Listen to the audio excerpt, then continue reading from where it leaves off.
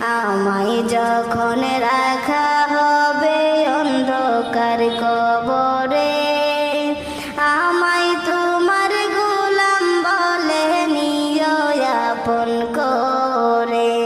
তোমায় ছাড়া নাই যে গতি কবরে, নবী তোমায় ছাড়া নাই যে গতি কবরে।